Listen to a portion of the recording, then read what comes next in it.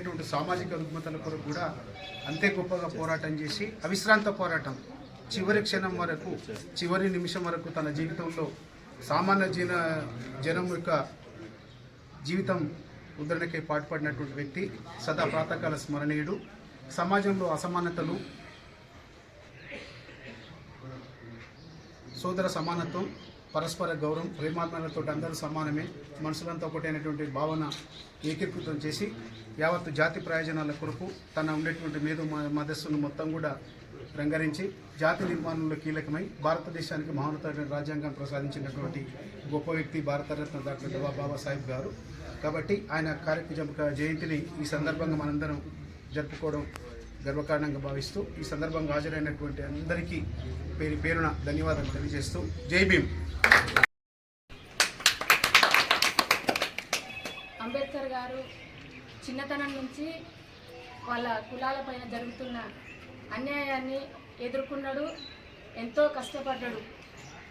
అది ఇప్పుడు మన పుస్తకాల్లో రాసి ఉన్నారు, ఇప్పుడు మీడియాల ద్వారా తెలుస్తున్నాయి కాబట్టి చాలామంది జనాలు చూస్తున్నారు. ఆ కాలంలో అంబేద్కర్ గారు అనేక అసలు సమస్యలకు గురి అయింది కదా అని ఇప్పుడు ప్రజలకు తెలుస్తుంది. అప్పుడు ఆ కాలంలో ఇంకా అంత తెలియపరిచే విధానాలు లేకపోవడం వల్ల కూడా చాలామందికి తెలియకపోవచ్చు. అంబేద్కర్ గారు రచించిన రాజ్యాంగం ఈరోజు అందరూ స్వేచ్ఛగా బతుకుతున్నారు, అందరూ సంతోషంగా జీవించడానికి ఇన్ని సంవత్సరాలు చనిపోయిన తర్వాత కూడా ఇన్ని సంవత్సరాలు ప్రజలకు ఏ ఆటంకం కలగకుండా ముందు చూపుతూనే రాజ్యాంగాన్ని రచించి ఇవాళ మనకు అందించి రిజర్వేషన్ల ప్రకారం ప్రజలు సంతోషంగా జీవించడానికి ఒక పునాది వేసిందంటే అది చాలా గర్వకారణం. అంత అశమాయిషి కాదు ఆ రాజ్యాంగాన్ని రచించడానికి.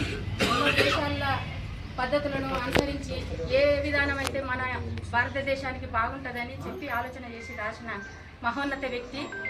కానీ ప్రతి మగవారి వెనక ఆడవాళ్ళ హస్తం ఉంటుందని అంటాం కదా, అందులో అతని తల్లి పాత్ర మరియు అతని భార్య రమాబాయి గారి పాత్ర ఎంతో ఉందని, ఆమె ఎన్ని కష్టాలకు కుటుంబాల్లో ఆర్థికంగా కానీ ఆరోగ్యపరంగా కానీ ఎన్నో కష్టాలు వచ్చినా ఆయనకు ధైర్యాన్ని నింపుతూ రాజ్యాంగాన్ని రచించడంలో దేశాలు తిరగడంలో ఆయన ఉన్నప్పుడు వాళ్ళ కుటుంబాన్ని చూసుకుంటూ ఆమె తన భార్య ఆయనకు సపోర్టుగా ఉన్నందుకు నేను ఒక స్త్రీగా నేను గర్విస్తున్నా. నాకు ఈ అవకాశం ఈ 10 మందికి తెలియజేసినందుకు ఇచ్చినందుకు మీ అందరికీ ధన్యవాదాలు తెలుపుతున్నాను. మంచి రాజ్యాంగాన్ని ప్రకటించడం జరిగింది. ఈరోజు ఆ రాజ్యాంగం వల్లనే మనము ఉన్నత స్థానాన్ని వార్డు మెంబర్ కానుంచి దేశంలోని రాష్ట్రపతి ప్రధానమంత్రి వరకు కూడా ఆ రాజ్యాంగం వల్లనే మనం ఉన్నత పదవులు పొందుతున్నాము. ఇక్కడ ప్రజలే రాజును నిర్ణయించే అధికారాన్ని కలిగి ఉండే విధంగా రాజ్యాంగ రచన చేయడం జరిగింది. అదేవిధంగా మన తెలంగాణకు కూడా అప్పట్లోనే 1950స్లోనే సపోర్ట్ చేయడం జరిగింది. అంటే ఒక భాష 2 రాష్ట్రాలు ఉంటే నష్టమేం లేదు. అదే ఒకే భాష ఒకే రాష్ట్రం ఉంటే అది తీవ్రమైన అధికారానికి దారితీస్తుందనే విధంగా అప్పట్లోనే ద థాట్స్ ఆన్ లింగ్విస్టిక్ అనే ఒక బుక్లో ఒక భాష 2 రాష్ట్రాలు ఉంటే తప్పలేదని చెప్పేసి అప్పట్లోనే తెలంగాణకు సమర్పించడం జరిగింది. దానిలో భాగంగానే ఈరోజు మనం ప్రత్యేక తెలంగాణను సాధించుకొని ఈరోజు మన నీళ్లు, మన నిధులు, అదేవిధంగా మన నియామకాలని మనం పొందే విధంగా చేసుకోవడం జరిగింది.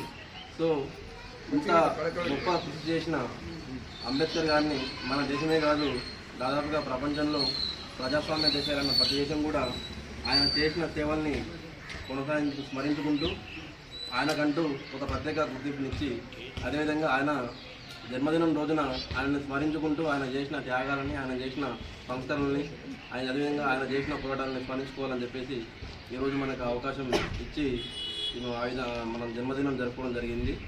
ఇది మనము ఇదే స్ఫూర్తిని ముందుకు సాగించుకుంటూ అలాగే ఉండాలని చెప్పి కోరుకుంటున్నాం. ఈ కార్యక్రమానికి